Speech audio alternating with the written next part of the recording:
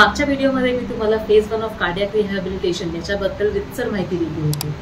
मी वारंवार हे का तुम्हाला सांगते आहे की कार्डियक रिहॅबिलिटेशन का महत्त्वाचं आहे आणि पहिल्या दिवसापासून आपण का सुरू करतो तर काही शस्त्रक्रिया झाल्यानंतर पेशंटला ऑक्सिजनची गरज लागते, म्हणून पेशंट हॉस्पिटलमध्ये असतो।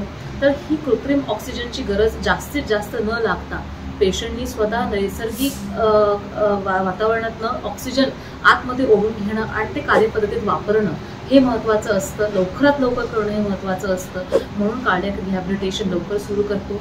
सेकंडली, पेशंट सतत बेडवर पडून राहतात, त्यांना हालचाली करण्याच्या दृष्टिकोनातून त्यांनी लवकरात लवकर पूर्वरित्या सगळ्या हालचाली करायला पाहिजे, याच्यासाठी हा सगळा अभ्यास असतो। ह्या व्हिडिओमध्ये फेज 2 बद्दल मी जास्त माहिती देणार आहे।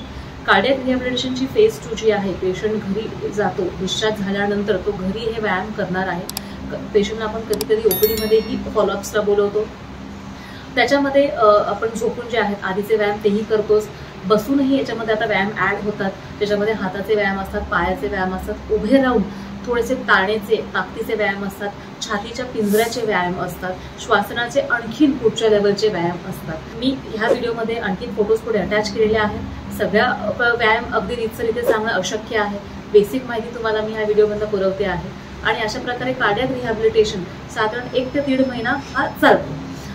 पेशंटनी हे एक्सरसाइज घरी केले आणि डॉक्टरची फिजिओथेरपिस्टची रेग्युलर फॉलोअप ओपीडी जरी फॉलो केली तरी सफिशियंट होऊन जातं। धन्यवाद।